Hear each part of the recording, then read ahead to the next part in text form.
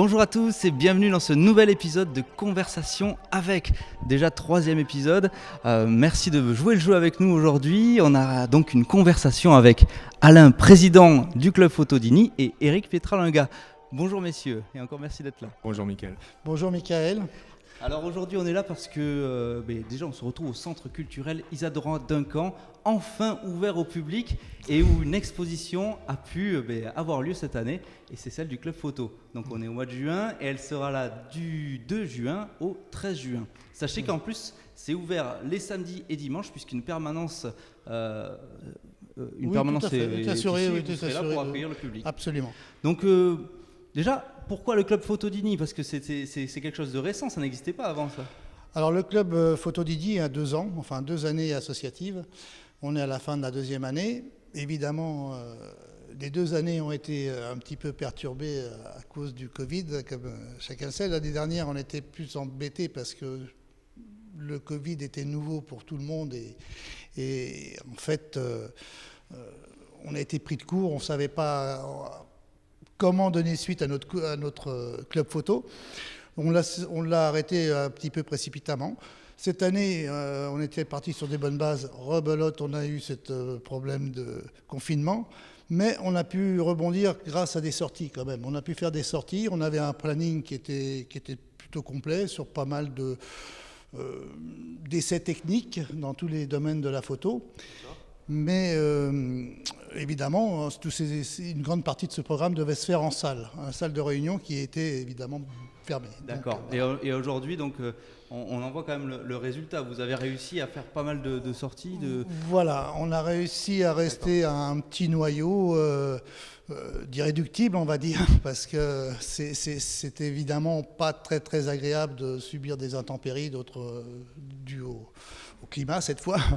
Et donc on a malgré tout pu faire des thèmes en extérieur et concrétisés par cette expo de fin d'année. D'accord. Et donc vous m'en parliez tout à l'heure un peu quand je faisais le tour de l'exposition. Le club photo, c'est vraiment une question de partage et d'amour de la photographie. C'est avant tout ça. Avant tout c'est ça.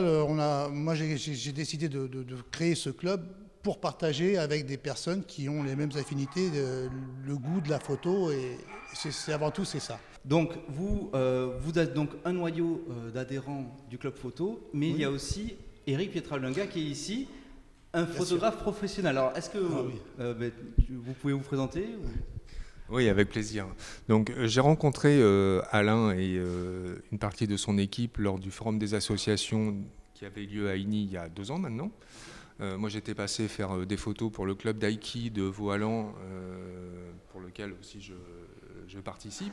Et donc, en faisant la promenade autour des stands, j'ai rencontré le club photo.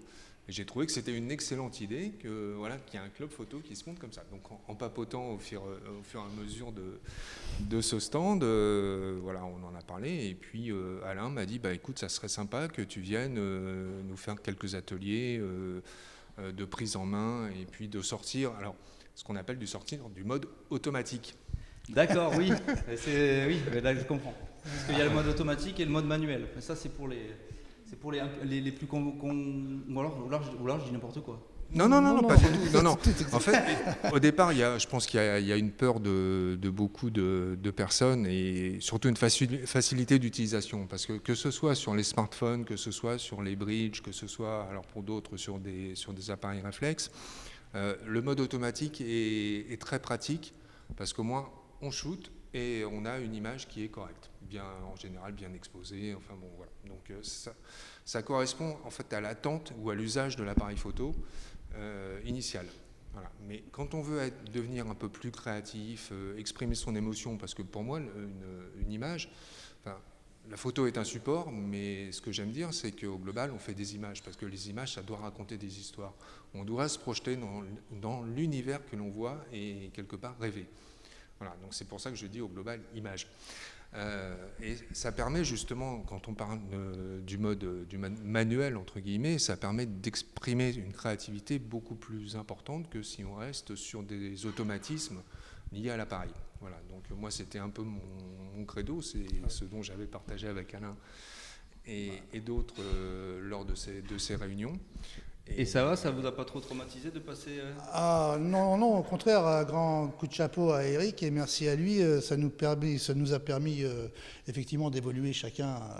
Ça fait maintenant 2 ans que je touche plus à mon manuel, c'est à mon automatique, pardon. Ah ben voilà, ça marche alors. Il a quand même voilà. réussi. Non, c'est un coup de chance quand même qu'on a eu de rencontrer Eric et qui nous a animé toutes nos petites réunions ou sorties, et qui nous a fait progresser donc chacun à son niveau évidemment, mais les personnes qui nous suivent sont vraiment très satisfaites de ce système de fonctionnement du club et de l'apprentissage de l'image, on va dire. Voilà. Oui, donc d'après ce que je comprends, si on rentre dans le club Photodigny, enfin à la base c'était juste des passionnés de photographie amateurs. C'est ça. Et si on rentre dans le club photo, le fait aussi de se réunir, ça crée de l'émulation et l'envie d'aller plus loin.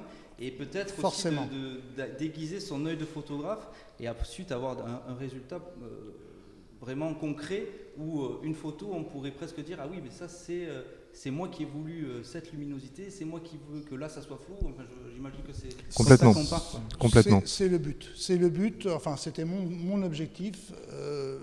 Évidemment, je ne fais pas encore ce que je veux, tout à fait.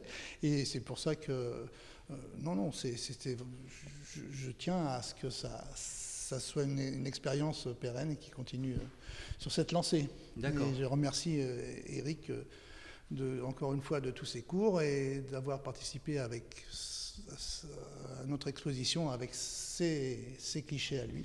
Oui, puisqu'ici vous pouvez retrouver donc les clichés des adhérents, mais aussi des clichés de Eric Pietralunga. Et j'ai entendu parler d'un certain Laurent Sifferman. Tout à fait.